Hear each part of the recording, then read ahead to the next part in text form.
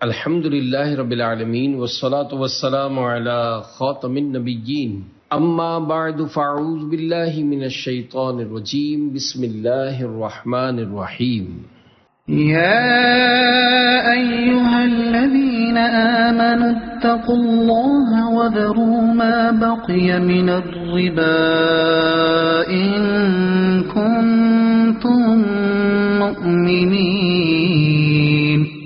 ترجمہ: اے ایمان والو، اگر تم ایمان والے ہو تو اللہ سے ڈرو اور جو سود باقی رہ گیا ہے اسے چھوڑ دو.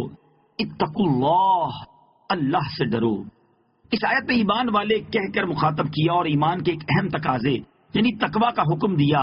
پھر تقوی کی روح یعنی حرام سے بچنے کا فرمایا اور حرام سے بچنے میں کبیرہ گناہ سود کا تذکرہ کیا. چنانچہ فرمایا گیا کہ اگر سود کے حرام ہونے سے پہلے مقروض پر سود لازم ہو گیا تھا اور اب تک کچھ سود لے لیا تھا اور کچھ باقی تھا کہ یہ سود کے حرام ہونے کا حکم آ گیا تو جو سود اس سے پہلے لیا تھا وہ واپس نہ کیا جائے گا، لیکن آئندہ بقایا سود نہ لیا جائے گا. شان نزول: یہ آیت الاصحاب کے حق میں نازل ہوئی جو سود کی حرمت نازل ہونے سے قبل سودی لین دین کرتے تھے اور ان کی کافی بھاری سودی رقمیں دوسروں کے ذمے باقی تھی. اس میں حکم دیا گیا کہ سود کی حرمت نازل ہونے کے بعد سابقہ بقیہ سود لینے کی بھی اجازت نہیں.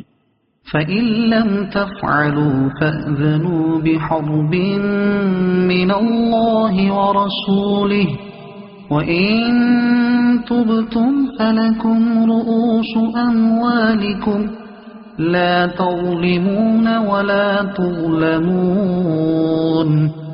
ترجمہ: پھر اگر تم ایسا نہیں کرو گے تو اللہ اور اللہ کے رسول کی طرف سے لڑائی کا یقین کر لو، اور اگر تم توبہ کرو تو تمہارے لیے اپنا اصل مال لینا جائز ہے، نہ تم کسی کو نقصان پہنچاؤ اور نہ تمہیں نقصان ہو.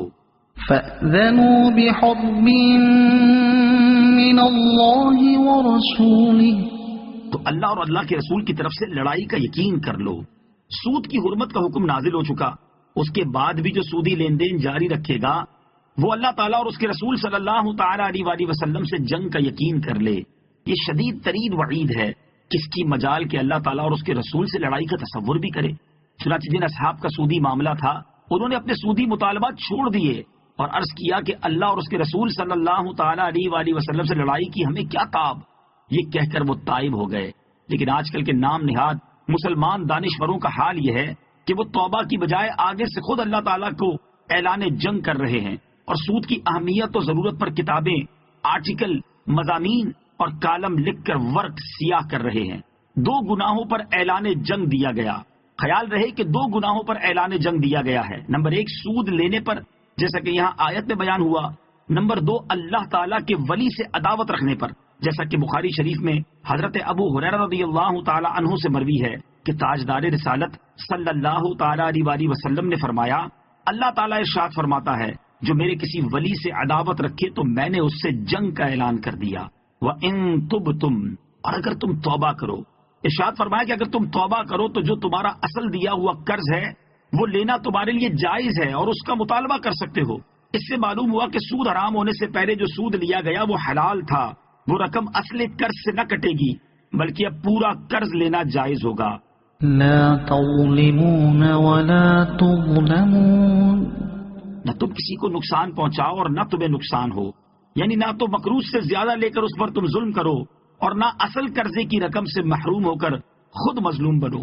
ظلم کو ختم کرنے کی کوشش کی جائے. یہ آیت اگرچہ سود کے حوالے سے ہے لیکن عمومی زندگی میں بھی شریعت اور عقل کا تقاضا یہ ہے کہ نہ ظلم کیا جائے نہ ظلم برداشت کیا جائے، یعنی ظلم کو ختم کرنے کی کوشش کرنی چاہیے. ظلم کو برداشت کرنا ظالم کو مزید جری کرتا ہے. ہاں، جہاں عفو و درگزر کی صورت بنتی ہو وہاں اسے اختیار کیا جائے. شریعت کا قاعدہ ہے لا ضرر ولا ضرار، نہ نقصان پہنچاؤ اور نہ نقصان برداشت کرو. وَإِن كَانَ ذُو عُسْرَةٍ فَنَظِرَةٌ إِلَى مَيْسَرَةٍ وَأَن تَصَدَّقُوا خَيْرٌ لَكُمْ إِن كُنتُمْ تَعْلَمُونَ. ترجمہ: اور اگر مقروض تنگ دست ہو تو اسے آسانی تک مہلت دو اور تمہارا قرض کو صدقہ کر دینا تمہارے لیے سب سے بہتر ہے اگر تم جان لو. وَإِن كَانَ ذُو عُسْرَةٍ، اور اگر مقروض تنگ دست ہو یعنی تمہارے قرض داروں میں سے اگر کوئی تنگ دستی کی وجہ سے تمہارا قرض ادا نہ کر سکے تو اسے تنگ دستی دور ہونے تک کی مہلت دو، اور تمہارا تنگ دست پر اپنا قرض صدقہ کر دینا یعنی معاف کر دینا تمہارے لیے سب سے بہتر ہے اگر تم یہ بات جان لو، کیونکہ اس طرح کرنے سے دنیا میں لوگ تمہاری اچھی تعریف کریں گے اور آخرت میں تمہیں عظیم ثواب ملے گا۔ قرض دار کو مہلت دینے اور قرضہ معاف کرنے کے فضائل۔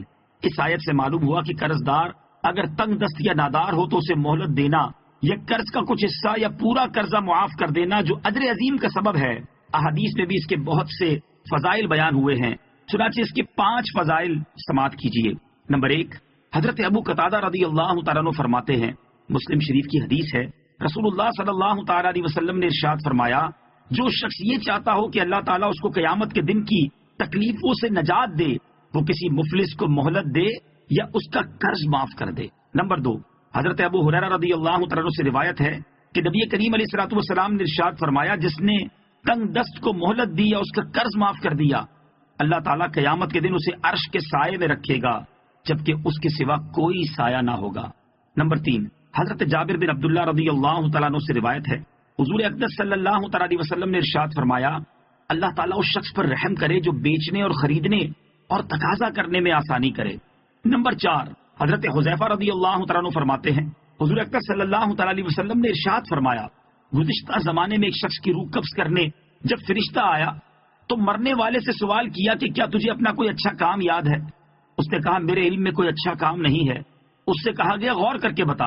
اس نے کہا صرف یہ عمل تھا کہ دنیا میں لوگوں سے تجارت کرتا تھا اور ان کے ساتھ اچھی طرح پیش آتا تھا، اگر مالدار بھی مہلت مانگتا تو اسے مہلت دے دیتا تھا اور تنگ دست سے درگزر کرتا یعنی معاف کر دیتا تھا۔ اللہ تعالیٰ نے فرشتے سے فرمایا تم اس سے درگزر کرو۔ نمبر 5، صحیح مسلم کی ایک اور روایت میں ہے کہ اللہ تعالیٰ نے اپنی بارگاہ میں حاضر اس معاف کرنے والے مالدار پر آسانی کرنے اور تنگ دست کو مہلت دینے والے شخص سے فرمایا، میں تجھ سے زیادہ معاف کرنے کا حقدار ہوں، اے فرشتوں میرے اس بندے سے درگزر کرو۔ امام اعظم رضی اللہ تعالیٰ عنہ اور مجوسی قرضدار۔ امام فخر الدین رازی رحمۃ اللہ تعالی فرماتے ہیں، منقول ہے کہ ایک مجوسی پر امام ابو حنیفہ رضی اللہ تعالی عنہ کا کچھ مال قرض تھا۔ آپ اپنے قرض کی وصولی کے لیے اس مجوسی کے گھر کی طرف گئے۔ جب اس کے گھر کے دروازے پر پہنچے تو اتفاق سے آپ رضی اللہ تعالیٰ عنہ کے جوتے پر نجاست لگ گئی۔ آپ نے نجاست چھڑانے کی غرض سے اپنے جوتے کو جھاڑا اور آپ کی اس عمل کی وجہ سے کچھ نجاست اڑ کر مجوسی کی دیوار کو لگ گئی۔ یہ دیکھ کر آپ پریشان ہو گئے اور فرمایا کہ اگر میں نجاست کو ایسے ہی رہنے دوں تو اس سے اس مجوسی کی دیوار خراب ہو رہی ہے، اور اگر میں اسے صاف کرتا ہوں تو دیوار کی مٹی بھی اکھڑے گی۔ اسی پریشانی کے عالم میں آپ نے دروازہ بجایا تو ایک لونڈی باہر نکلی۔ آپ رضی اللہ تعالیٰ عنہ نے اس سے فرمایا اپنے مالک سے کہو کہ ابو حنیفہ دروازے پر موجود ہے۔ وہ مجوسی آپ کے پاس آیا اور اس نے یہ گمان کیا کہ آپ اپنے قرض کا مطالبہ کریں گے، اس لیے اس نے آتے ہی ٹال مٹول کرنا شروع کر دی۔ امام اعظم ابو حنیفہ رضی اللہ تعالیٰ عنہ نے اس سے فرمایا مجھے یہاں تو قرض سے بھی بڑا معاملہ درپیش ہے۔ پھر آپ نے دیوار پر نجاست لگنے والا واقعہ بتایا اور پوچھا کہ اب دیوار صاف کرنے کی کیا صورت ہے؟ یہ سن کر اس مجوسی نے عرض کی کہ میں دیوار کی صفائی کے کرنے کی ابتدا اپنے آپ کو پاک کرنے سے کرتا ہوں، اور اس مجوسی نے اسی وقت اسلام قبول کر لیا۔ قرض کی ادائیگی کے لیے دعا۔ حضرت علی المرتضیٰ کرم اللہ تعالی وجہ الکریم سے روایت ہے کہ آپ کے پاس ایک مکاتب غلام آیا اور عرض کی کہ میں اپنے کتابت کا مال ادا کرنے سے عاجز آ گیا ہوں، میری کچھ مدد فرمائیے۔ آپ کرم اللہ تعالی وجہ الکریم نے فرمایا کہ میں تجھے وہ کلمے نہ سکھا دوں جو مجھے رسول کریم علیہ الصلوۃ والسلام نے سکھائے تھے، اور ان کلمات کی برکت یہ ہے کہ اگر تجھ پر پہاڑ برابر بھی قرض ہو تو اللہ تعالیٰ تجھ سے ادا کرا دے۔ تم یہ پڑھا کرو، اللہم اکفنی بحلالک عن حرامک واغننی بفضلک عن من سواک، یعنی اے اللہ مجھے اپنے حلال کے ذریعے اپنے حرام سے تو کافی ہو جا اور مجھے اپنی مہربانی سے اپنے سوا سے بے پرواہ کر دے۔ صدق اللہ العظیم۔